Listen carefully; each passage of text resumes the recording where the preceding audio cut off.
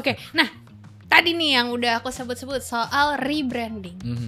Apakah kemudian dari sisi fundamental atau frameworknya sama kayak yang tadi, atau ada semacam pembeda?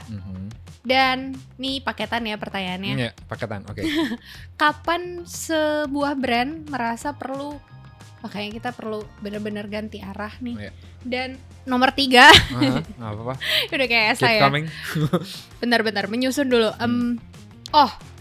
Rebranding itu ada kayak semacam Level. iya, betul. Iya, ada. Itu nggak sih kayak bongkar ininya aja, Iya. bongkar ininya aja, bongkar semua. Iya. Nah, how Oke. many levels Iya. of rebranding? Oke. All about rebranding. All Silakan about Pak dosen. rebranding, ya.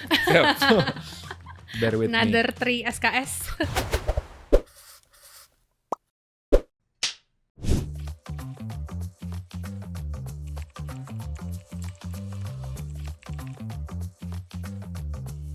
Rebranding sama branding metodenya beda, iya ada bedanya.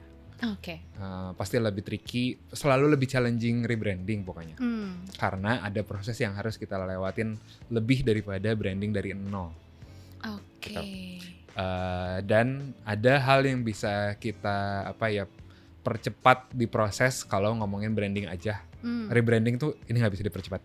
Kayak misalnya emang sentimen orang sama brand ini gimana sampai ngebuat harus rebranding. Oke. Kita nge-audit dulu apa yang mereka punya sebagai brand asetnya. Brand aset tuh berarti ya value-nya apa yang udah mereka visualisasiin.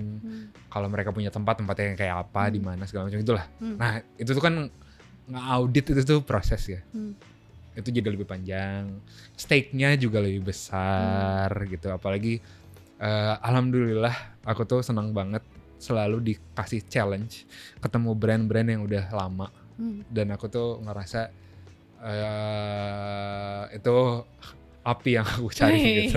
Buat kayak misalnya ekspor gitu, udah 42 tahun waktu itu, harus rebranding. Terus Bodypack 20 tahun, HGL Happy Go Lucky 15 tahun, Maichi berapa belas tahun ya lupa. Terus banyak lah, TI Tunggal berapa tahun gitu.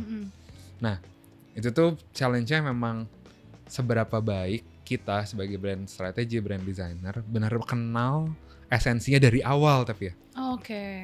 Karena kadang-kadang ya brand juga tumbuh tapi juga lepas dari akar. Kenapa ini dimulai dulu gitu, romantismenya hilang gitu. Nah itu yang harus dicari lagi, cari spark utamanya lagi. Ini kayak kalau udah nikah lama. Nah itu kan, kita kenapa sih dulu nikah? Sebenarnya apa sih? Value apa sih? Sparknya dicari lagi lah. Sparknya dicari lagi gitu sama rebranding juga, cari lagi sparknya. Nah biasanya si rebranding ini juga terjadi karena satu, perubahan leadership. Most of the time perubahan leadership tuh ngerubah, karena tadi ya brand tuh gimana pun juga nggak bisa lepas dari subjektivitas ownernya atau kreatornya. I see.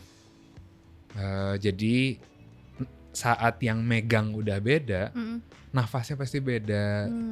Dia juga punya knowledge, experience yang beda banget, aim-nya beda gitu. Nah itu ngebuat pasti cara brandnya bergerak tuh beda juga. Makanya pasti butuh rebranding. Itu satu. Yang kedua, mungkin brandnya tuh udah lama ada, tapi stagnan aja gitu, bahkan declining. Ya itu mungkin butuh rebranding. Stagnan in a long time tapi ya gitu. Ya tapi kalau misalnya ngerasa stagnan dalam setahun 2 tahun, nah itu level rebranding yang di-adjust. Terus yang ketiga, tadi leadership, ya ownernya berubah atau yang berubah, terus lama stagnan atau decline. Bisnisnya ya. Bisnisnya decline atau stagnan. Itu kayaknya rebranding di situ sih. Atau merger. Atau siapa dibeli sama siapa gitu. Brand mana dibeli sama mana. I see. Pokoknya kan aliran energinya berubah, brandnya pasti berubah aja. Gitu. Aku ngelihatnya ini subjek orang tuh energi ya. Jadi siapa yang ngalirin energi itu yang ngasilin bentuk apa gitu. Nah, tapi tadi beda-beda sih pasti level rebrandingnya, karena ada yang esensinya emang masih sama ini mah, ekspresinya aja nggak relevan. Nah ya udah di refresh aja gitu. Di esensinya kita refresh. Either prosesnya juga sama ya, tetap kita di evaluasi value-nya apa masih sama, prinsipnya masih sama, masih sama, bahasanya disamain gitu atau enggak dituning dikit. Terus ya udah ekspresinya dia explore yang baru. Ya logonya, ya message-nya, komunikasinya, story-nya gitu. Tapi esensinya stays the same. Esensinya stays the same. Kita nyebutnya brand rejuvenation, brand refreshment, itulah gitu. Tapi ada juga yang emang beneran sama value-value-nya berubah, ini mah pivot yang beneran transform. Lahir kembali dia harus, karena value-nya bahkan tidak relevan. Tapi kalau kayak gitu sampai ganti nama? Nggak harus sih. Nggak harus? Bisa nggak harus kok. Bisa nggak harus. Export nggak ganti nama kan? Tapi kan export bukannya rejuvenation? Export tuh transformation. Oh iya? Jadi kenapa transformation? Karena yang ikut kerubah tuh juga bisnis model. Not necessarily business model sih, tapi gimana nge-produce produknya. Gitu? Secara prinsipal berubah. Produk DNA-nya berubah, value-nya berubah. Misalnya produknya berubah drastis kan. Terus value-nya juga jadi di-refine gitu. Terus owner-nya pindah tangan. Nah itu tuh beneran transformation. Cara namain produknya kan waktu itu, misalnya nih ekspor, waktu pas ketemu sama kami tuh ganti-ganti apa ya, produk tuh banyak dan fashion trend based banget gitu. Dan 1 bulan tuh bisa ngeluarin kayak berapa belas artikel baru. Gitu. Masalahnya kalau gitu gimana mau engage, produk aja kayak ganti-ganti, apalagi trend based. Terus udah gitu, maka game di situ mah game fast fashion. Ya pasti perang harga, ya harus banyak kuantitas. Orang juga beneran transaksional. Satu, yang kedua beneran expression dan trend based banget gitu di situ tuh. Jadinya nggak bisa beneran bikin relationship gitu. Ya kayak sama H&M aja ada. Kalau ditanya orang value-nya H&M apa sih gitu, mungkin yang nggak kenal banget ya. Ya lihat barang-barang fashion yang bagus aja gitu. Deket nggak sama brandnya gitu. Ya transaksional aja gitu sebenarnya. Bisnis aja gitu. Let's say ya, bisa jadi ya. Cuman kebayang. Di dalam itu mungkin ada value yang dia bikin. Nah, waktu itu tuh yang kita rubah itu produk DNA-nya dirubah. Ini nggak bisa lagi buat jual, dan mereka tuh kelimpungan. Jadi mereka terperangkap dalam operasi mereka sendiri gitu. Terus ya kita datang buat ngasih sudut pandang lain gitu kan. Kayak mau nggak, berani nggak gitu. Kita ngasih gameplay nih ya, ada gameplay ini kalau kalian masih mau tetap di sini. Ada gameplay ini kalau kalian mau berubah. Tapi ada 2 offering gameplay lain nih yang kita lihat. Nah akhirnya milih lah bahwa misalnya ke-inspire sama Kanken, Fjällräven gitu. Yang dicari itu sebenarnya iconic silhouette. Buat dapetin iconic silhouette, produk desainernya itu harus punya ruang berpikir. Di Bandung gak mikirnya? Di Bandung gak mikirnya? Emang di Bandung? Di Bandung kan. Tapi kantornya di Kopo, itu tuh agak cowboy. Jadi susah mikir. Harus ke atas ya? Dan mereka pindah kantor juga kan akhirnya. Kasih ruang buat produk desainer mikir. Jangan kuras mereka gitu. Ini kan translasinya ke value juga nih, cara operate prinsipnya. Ya kalau produk desainer jadi engine buat ngeluarin desain yang trend base, ya maka culture yang terjadi gitu. Produk desainernya nggak akan coba nge-innovate. Kasih ruang. Dan akhirnya mereka bisa bikin siluet yang beneran dari awal ekspor tuh bikin banyak banget. Cari mana yang paling iconic gitu. Cari yang mana yang paling punya impact secara ergonomi, secara ekspresinya, material segala macam. Nah itu tuh jadi strategic insight dari kami. I see. Yang akhirnya berubah tuh. Jadinya mereka tuh produk desainernya dikasih ruang gitu.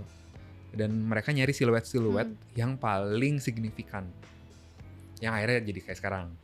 Nice. Bareng sama Pot. Jadi kita nemenin gitu. Mereka tuh kayak kita bikin ini nih gimana, coba ngobrol gitu. Itu juga seru sih. Kita juga ngerasa kitanya ke challenge gitu.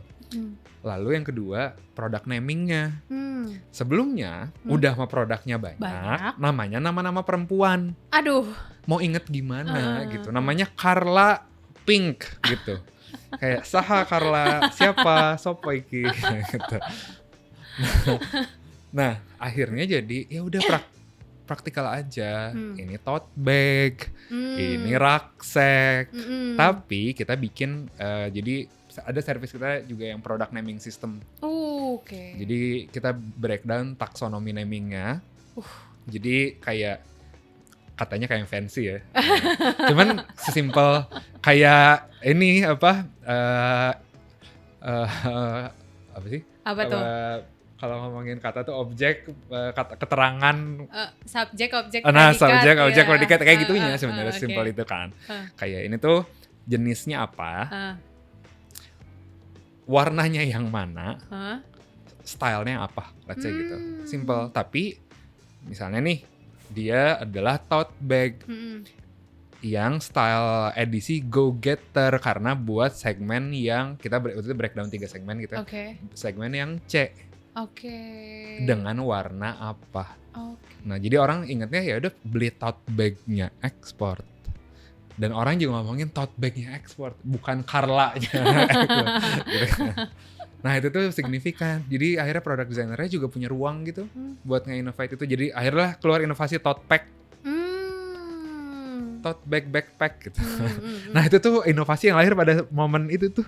Transformasi itu tuh gitu. Dan itu kan laku banget dan aku juga pakai, enak banget gitu. Auranya tuh terpancar banget ini ya. Aku beneran suka sama brand yang emang aku bantu gitu. Kayak aku pakai tas body pack gitu, pakai tas ekspor. Eiger gitu. Gitu. Jadi itu sih. Jadi levelnya tadi kalau ngomongin branding ya beda-beda sih tataran. Ada yang rejuvenation, ada yang bener-bener transformation. Kalau ganti logo doang masuknya kemana tuh? Rejuvenation. Jadi emang 2 itu ya, Simplicite ya. Jadi emang ada yang bongkar habis, ada yang potongan-potongannya aja.